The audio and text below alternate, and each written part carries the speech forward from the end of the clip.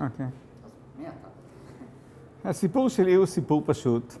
ילד ישראלי, פחות או יותר מדור המדינה, ילד להורים חלוצים שעלו ממזרח אירופה, ועלו כבר עם תודעה ציונית, עם לשון עברית טובה. גדלתי בבית יהודי עברי, חדור הכרה של חשיבותה של התרבות העברית היהודית, ועם התודעה הזאת המשכתי להתגלגל כחניך בתנועת נוער סוציאליסטית, כתלמיד בבית ספר חדור הכרה ציונית גם כן, ומשם המשכתי להתגלגל הלאה אחרי שירות צבאי ללימודים של תרבות עברית באוניברסיטה, של הספרות העברית, ושל הספרות העברית הטובה ביותר, שהיא בעצם ספר התנ"ך, שאיתו אני כבר חי באהבה רבה עשרות רבות של שנים, ועדיין כל יום הוא תגלית, וכל יום הוא כמו אהבה חדשה.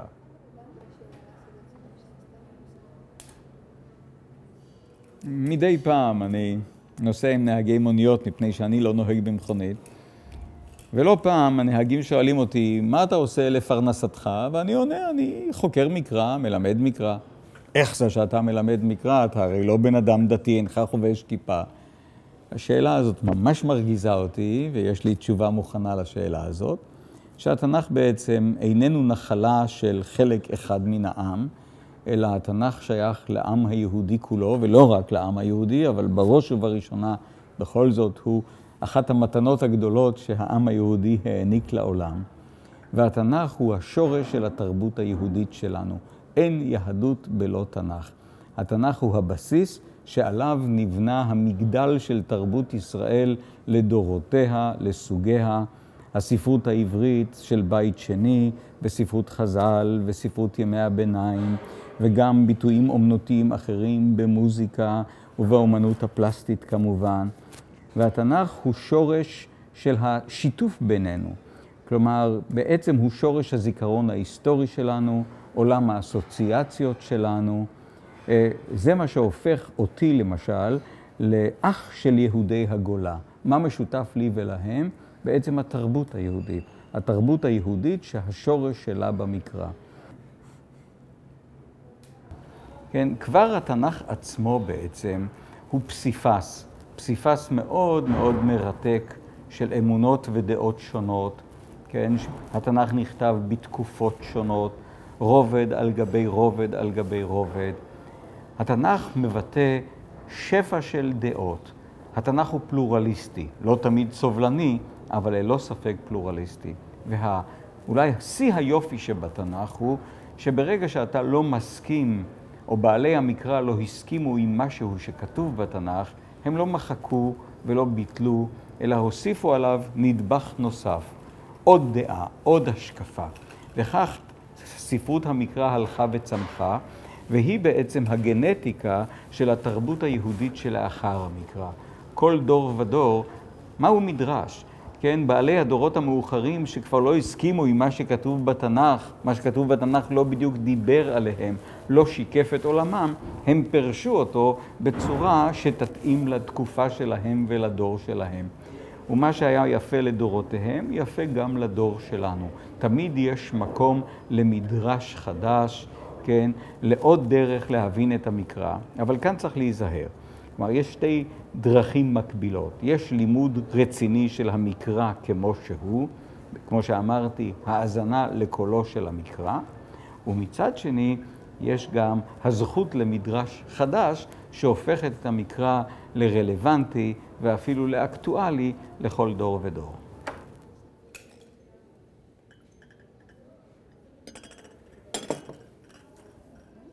ההרצאה הראשונה שנתתי כאן במוסקבה הפעם הייתה על חלומות במקרא. חלומות במקרא, אולי חוץ מהחלומות בשיר השירים, שהם חלומות שנותנים את עצמם ממש בקלות, מתמסרים לפרשנות פרוידיאנית, החלומות האחרים במקרא, בסיפורת המקראית, הם בעצם חלומות נבואיים. בכל חלום וחלום שכזה טמון איזה מסר לעתיד. החלומות האלה נותנים את עצמם מצד אחד לפרשנות ספרותית, כמו כל טקסט מקראי, הרי הם בסופו של דבר נמצאים או מתועדים בטקסטים ספרותיים, ואפילו בטקסטים ספרותיים אידיאולוגיים, והם מזמינים פרשנות שהיא קשובה לכל מילה ומילה, לכל ביטוי וביטוי, כדרך שאנחנו עוסקים בכל טקסט ספרותי.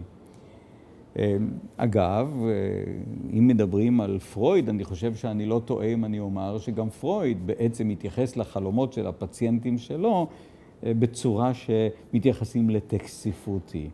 לכן היה מאוד מאוד נעים לי בעצם שבהרצאה שלי השתתף גם פסיכולוג, שגם הוא נשא את דבריו והסביר לנו על ההבדל בין גישתו של פרויד לגישתו של יונג ואפילו גישות נוספות.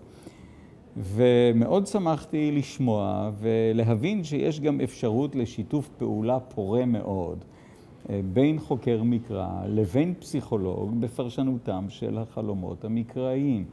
אין מדע אחד מוציא מדע אחר, אין דוחק אותו החוצה, אדרבה. אני חושב שהשילוב בין המדעים יכול להביא לתוצאות הרבה יותר טובות. צריך לזכור שהתנ"ך איננו דיסציפלינה, התנ"ך הוא ספר.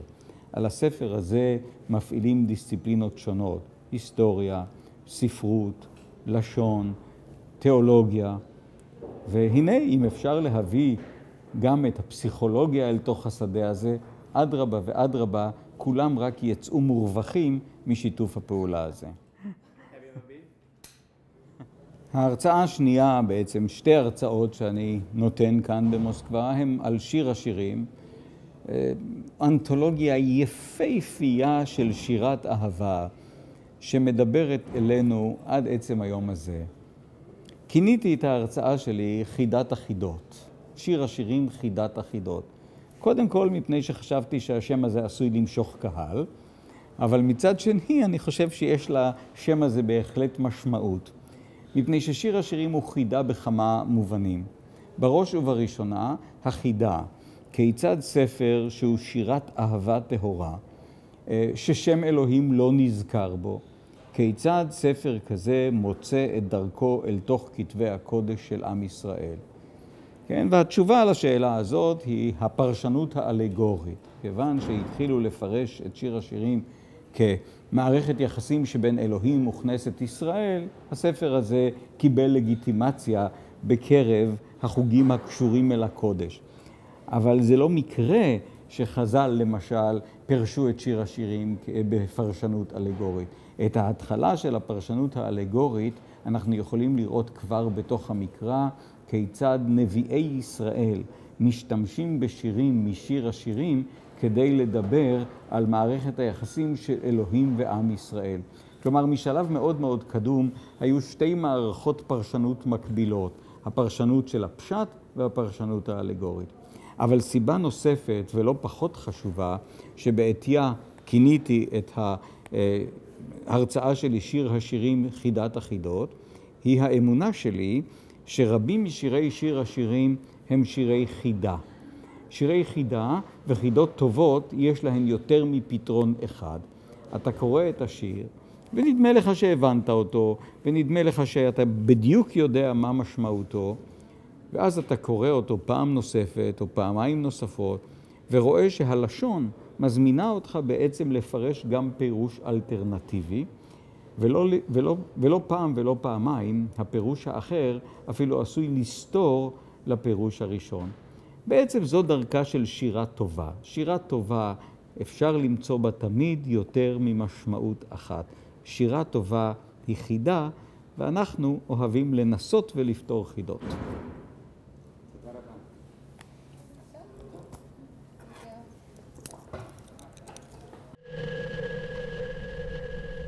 רבה.